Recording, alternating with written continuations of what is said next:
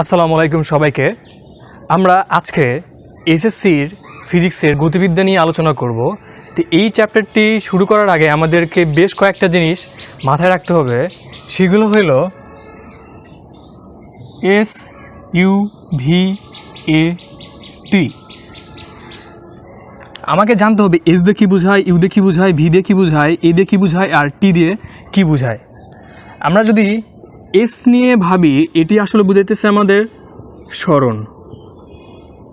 আমরা যদি you R V এই দুটি নিয়ে ভাবি, এটি আসলে দুটি হইতেছে বেগ। এটা আদি বেগ,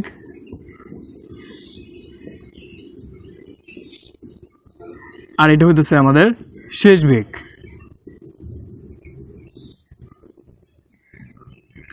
আর এতে বুঝাইতেছে আমাদের ত্বরণ,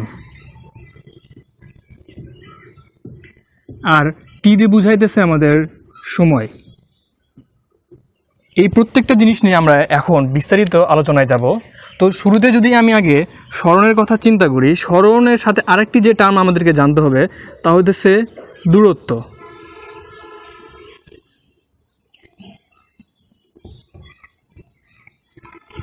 সাপোজ আমি চিন্তা করলাম, আমি এ নামক একটি জায়গা থেকে, ধরলাম এই জায়গার নাম এ, সেখান থেকে আমি বিতে যাব। তো আমি বেশ কয়েকভাবে কিন্তু এ থেকে বি এর দিকে যেতে পারি। যেমন আমি এইভাবে এইভাবে এইভাবে এইভাবে গেলাম, আবার অথবা এইভাবে এইভাবে এইভাবে এখানে গেলাম। আমি যেভাবেই যাই না কেন আমি কিন্তু বিতে পৌঁছাইছি। আবার আমি কিন্তু আরেকটা কাজ করতে পারি যে আমি একদম ডিরেক্টলি সোজা এইভাবে এ থেকে বি এর দিকে গেলাম।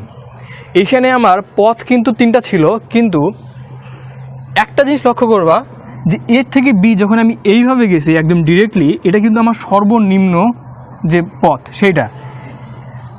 সরণ আর দূরত্বের মধ্যে তফাৎটা হলো এই জায়গাতে, দূরত্ব বলতে কিন্তু আমি এই পথটাকেও বুঝবো, এই পথটাকেও বুঝবো, আবার এটাকেও বুঝবো।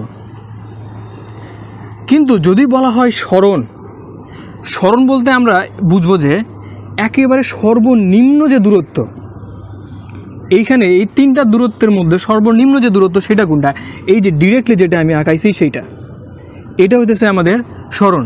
এই সরণকে প্রকাশ করা হয় হইতেছে আমাদের এস দিয়ে। এটা গেল সরণের কনসেপ্ট। আবার যদি আমি বেগ চিন্তা করি,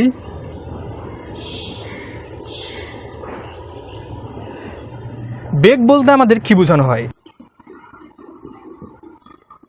আমি ধরলাম এ থেকে আমার বি এর দূরত্ব হইতেছে সাপোজ 150 মিটার। আমি বললাম এ থেকে বি, একজন এর বিন্দু থেকে যাত্রা শুরু করে বি বিন্দুতে পৌঁছাইলো, এর মধ্যে যে আমার সময়টা লাগছে সেটা হইতেছে আমার 50 সেকেন্ড। 50 সেকেন্ডের ভিতরে একজন এ থেকে যাত্রা শুরু করে বিতে পৌঁছাইছে। অর্থাৎ আমি যদি চিন্তা করি তাহলে আমার প্রতি সেকেন্ডে আমার কত দূরত্ব অতিক্রম করছে, প্রতি সেকেন্ডে আমার তাহলে কত দূরত্ব অতিক্রম করছে? 150 ভাগ 50, দ্যাট মিন্স 3। এই ক্ষেত্রে আমার বেগ হবে 3 ms ইনভার্স 1 বা মিটার পার সেকেন্ড। এটা হচ্ছে আমার বেগের কনসেপ্ট। অর্থাৎ আমার প্রতি সেকেন্ডে সে 3 মিটার করে অতিক্রম করছে। অর্থাৎ সময়ের সাপেক্ষে অবস্থান পরিবর্তনের যে হার তাকে আমরা বলি বেগ। এখন আমি যদি চিন্তা করি যে আদি বেগ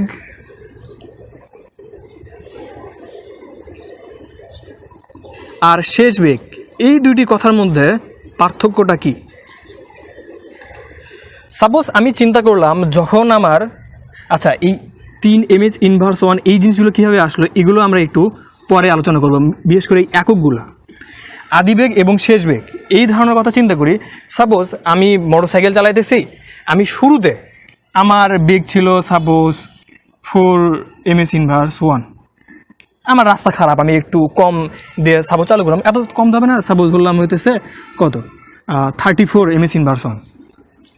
চালানো শুরু করলাম। একটু পরে যখন আমি গেলাম দেখলাম যে হচ্ছে আমার রাস্তাটা একদম ক্লিয়ার, আমি ইচ্ছা করলে আরও অনেক বেশি স্পিড তুলতে পারবো।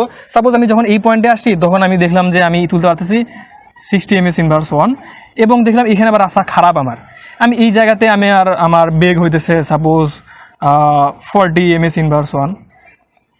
আবার যখন আমি বিতে গেছি আমি বিতে গাড়ি আটকাই দিছি তখন আমার বেগ কত হবে সাপোজ 0 ms ইনভার্স 1 বা মিটার পার সেকেন্ড। এই যে কনসেপ্ট আমরা কিন্তু দেখতেছি আমাদের চলার পথে প্রথমে একটা জিনিস চিন্তা করছিলাম যে মানে আমাদের গড় বেগ কত, মানে একটা পথ গেছে 150 মিটার, সেটাকে যদি আমি 50 সেকেন্ড যেহেতু সময় লাগছে ওটাতে ভাগ দিয়ে আমি 3 ms ইনভার্স 1 পাইছি। কিন্তু আমি আরেকটা কনসেপ্ট নিয়ে আলোচনা করতেছি যেখানে আমার শুরুতে সাপোজ বেগ ছিল 34 ms ইনভার্স 1, পরে 60 হইলো, একবার 40 হইলো, একবার 0 হইলো। আবার আমি চিন্তা করলাম এখন এই যে বেগের পরিবর্তন হয়, আমি যদি এখন চিন্তা করি সাপোজ আমি এই পয়েন্ট আর এই পয়েন্ট এইটুকু নিয়ে আলোচনা করতেছি, এ আর এটা সাপোজ সি, তাহলে যদি আমি বলি এ সি এই পথটুকুতে আমার আদি বেগ কত ছিল? আদি বেগ মানে হইতেছে শুরুর বেগ, আর শেষ বেগ যে পয়েন্ট নিয়ে আমি আলোচনা করতেছি সেই পয়েন্টের শেষ, মানে এই যেহেতু আমার পয়েন্ট সি পয়েন্ট আমি এখানে শেষ হিসেবে চিন্তা করছি, তাহলে সেই পয়েন্টে আমার বেগ কত? এই পয়েন্টে আমার বেগ হইতেছে 60 ms ইনভার্স 1। আবার আমি যদি চিন্তা করতাম আমার হইতেছে এ আর ডি, এই পয়েন্টে আমি ধরলাম ডি, এডি পথে আমার শেষ বেগ কত? সেটা হইতেছে আমার কি 40 ms ইনভার্স 1। আবার যদি আমি চিন্তা করতাম এ বি পুরোটাই আমি ক্যালকুলেশনের ভিতরে নিয়ে আসতেছি, আমার শেষ বেগ কত? আমার শেষ বেগ হইতেছে 0 ms ইনভার্স 1। যেহেতু ভেলোসিটিতে আমাদের ভেলোসিটি অর্থ বেগ, সেই ভিতে আমাদের এখানে নেওয়া হয়েছে ভি। আমরা ইচ্ছা করলে এই যেখানে আমরা আদি বেগ সমান সমান কী লিখছি ইউ, এটাকে আমরা আসলে ভি নট দিয়েও প্রকাশ করতে পারি, অর্থাৎ শুরুর অবস্থাতে আমাদের বেগ আর আমাদের শেষ বেগ যেটা আছে সেটাকে আমরা প্রকাশ করি ভি দিয়ে, এটাকে আমরা ভি এফ দিয়েও প্রকাশ করতে পারি, এটাতে কোনো সমস্যা নাই। আবার এটাকে আমরা ভি আই দিয়েও প্রকাশ করতে পারি, ভি ইনিশিয়াল। তো আমরা বেশি ইউজ করি যেটা সেটা হচ্ছে ইউ আর ভি, স্পেশালি এসএসসির ক্ষেত্রে।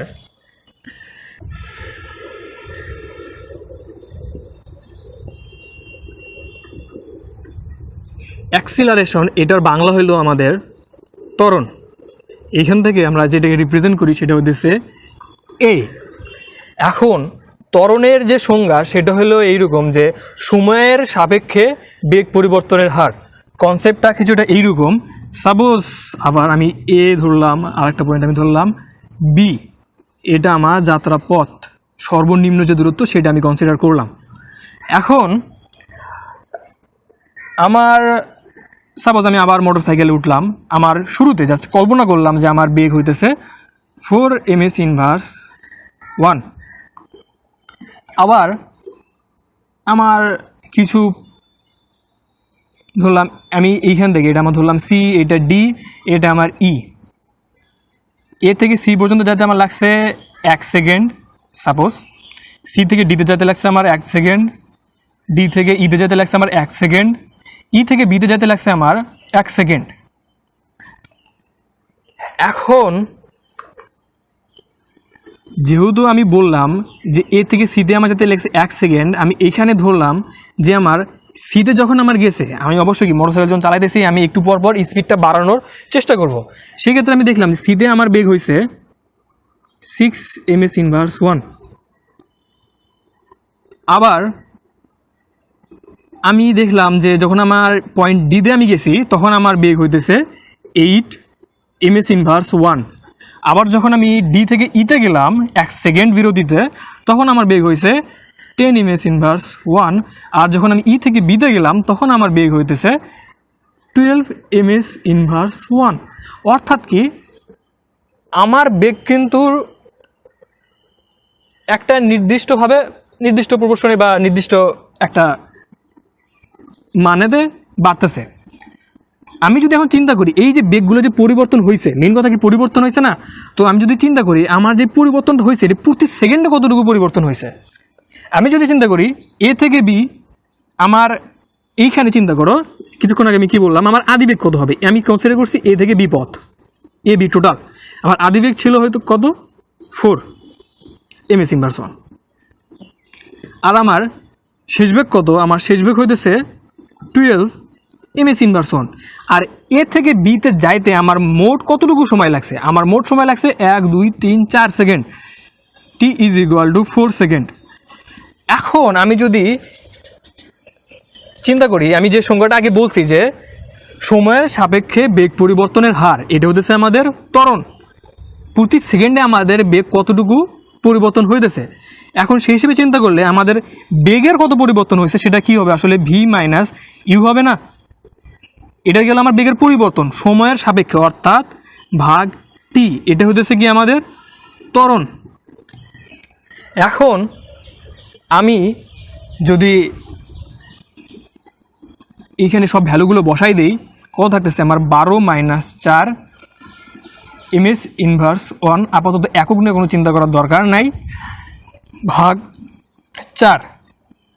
দ্যাট মিন্স আমার থাকতেছে এখানে 8 আর নিচে আমার থাকতেছে 4, এখানে একটা সেকেন্ড বস্তু, এমএস ইনভার্স 2, অর্থাৎ 2 এমএস ইনভার্স 2, অর্থাৎ আমার যে ত্বরণটা পাইতেছি সেটা আমার কত আসছে এখানে 2 এমএস ইনভার্স 2, অর্থাৎ আমার প্রত্যেকটা সেকেন্ডে আমার বেগ কতটুকু আসছে 2 কইরা। আমি যদি এভাবে চিন্তা করতাম এ থেকে সিতে যখন গেছে তখন আমাদের ত্বরণ কত ছিল, অর্থাৎ বেগ আমাদের কতটুকু পরিবর্তন হয়েছে, সেই ক্ষেত্রে আমাদের বেগ কতটুকু পরিবর্তন হয়েছে